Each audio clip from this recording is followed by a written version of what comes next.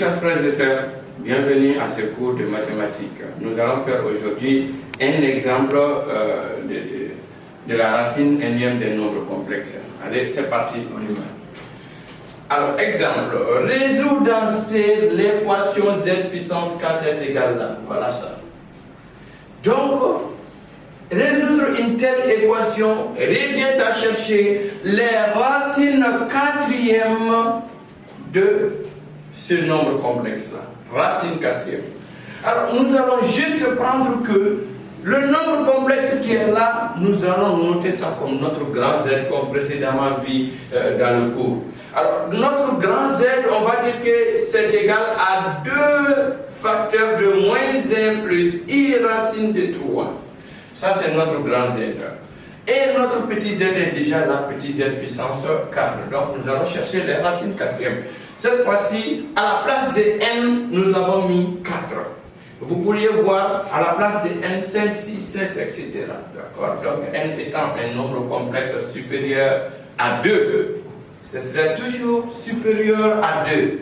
Alors, on y va. Donc, on va chercher les racines énièmes. Comme on vient de le faire précédemment, nous allons juste chercher d'abord le module et l'argument de grand Z, c'est-à-dire le module et l'argument du nombre complexe que vous avez. Alors, on y va. Module de grand Z est égal à 2 fois racine de 1 au carré plus racine de 3 au carré. Ce qui nous donne 2 multiplié par ce qui fait ici 1 plus 3, ça fait 4. Racine de 4 fait 2. Donc 2 fois 2 qui fait 4.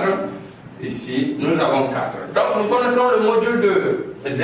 Nous allons chercher son argument. Arg de grand Z est égal à... Bon, c'est pas égal, 2 points. On a cosinus de...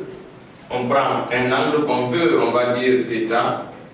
Θ égale, et sinus de θ égale, alors cosinus de θ égale la partie réelle qui fait ici moins 2 sur le module qu'on vient d'avoir, ça fait 4, parce que partie réelle ça fait moins 2. Si tu fais rentrer ces 2 ici, ça fait 2 moins 2, et si tu le fais rentrer ici aussi, ça fait 2 racines de 3. Donc notre partie imaginaire fait 2 racines de 3 sur le module qui fait 4.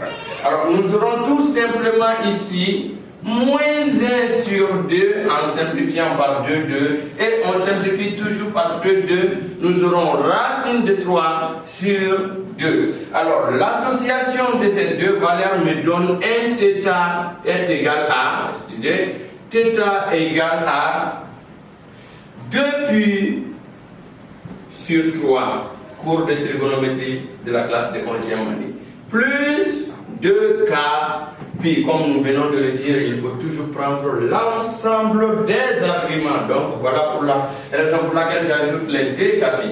Alors nous connaissons maintenant le module et l'argument de grand Z. Nous pouvons chercher petit z. Alors nous dirons que petit z de k est égal à, je vais juste prendre directement la formule qu'on a eu à démontrer, est égal à racine énième de R,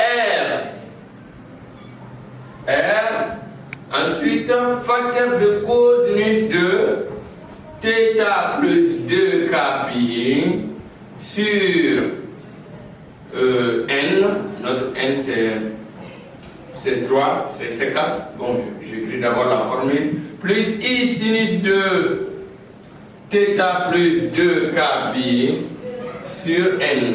Alors, nous allons remplacer θ par sa valeur, nous allons dire que θ c'est cette valeur-là.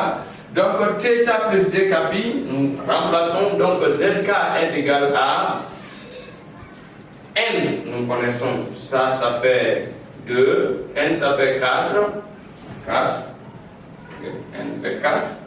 Ensuite R qui est le module qui fait 4 ici. Facteur de cosinus de θ, nous connaissons θ déjà, θ qui fait 2 pi sur 3. Plus 2k pi. le tout sur n qui fait 4, plus I sinus de la même chose, θ ça fait 2pi tiers, plus plus 2k, puis le tout sur 4. Voilà ça. Donc, il suffit juste d'écrire que 0 est inférieur ou égal à k, inférieur ou égal à 4, n moins 1, 4 moins 1, ce qui fait 3. Alors, nous aurons ici, pour en finir, racine zk égale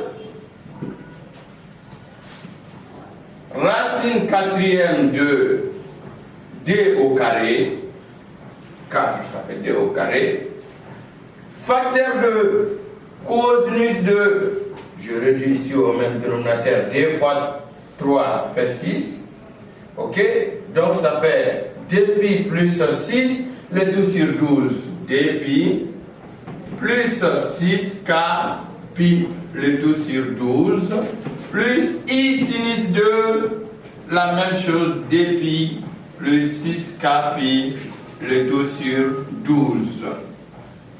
D'accord. Maintenant, nous pouvons ici simplifier par 2. Alors, nous aurons ici, puisqu'ici c'est 2, donc on simplifiera par 2. Alors, nous aurons zk est égal à racine de 2, racine carrée. Il y a 2 ici, mais par convention, on laisse ça. C'est pourquoi on dit racine carrée de cosinus de dpi plus 6k pi, le tout sur 12, plus I sinus de 2pi plus 6k pi, le tout sur 12. Alors, avec k, 0 inférieur ou égal à k, inférieur ou égal à 3. Alors maintenant, il suffit juste de remplacer k par des valeurs allant de 0 à 3. Alors, vous allez tout simplement dire pour k est égal à 0, parce qu'on a dit ça commence par 0, nous aurons z0, on remplace k par 0, égal à racine carrée de 2, facteur de cosinus de, ici, dpi, plus k est égal à 0. Donc si on prend k égale 0, 0 fois toute cette valeur, ça fait 0. Alors, dpi plus 0, c'est toujours dpi. Donc on va s'arrêter à dpi sur 12, plus I sinus de la même chose, dpi sur 12. Par simplification, nous aurons racine carrée de 2, cosinus de pi sur 6. C'est 12, ça fait 2 fois 6. 2 fois 6, les 2 en haut, 2 en bas, c'est simplifié. Donc on aura 6 en bas, plus I sinus de pi sur 6 aussi. Alors, maintenant, notre Z0 au finish sera égal à cosinus de pi sur 6. Je sais que ça fait racine de 3 sur 6. Racine de 3 sur 2. Ça fait racine de 3 sur 2. Et ici, je sais que ça fait 1/2. Cours de trigonométrie que nous allons voir en 9e année. Donc, nous aurons ici racine de 2 fois racine de 3 sur 2, ce qui fait racine de 6 sur 2. Et racine de 2 fois 1/2 qui fait racine de 2 sur 2 et le I là et là. I. Voilà Z0, une solution.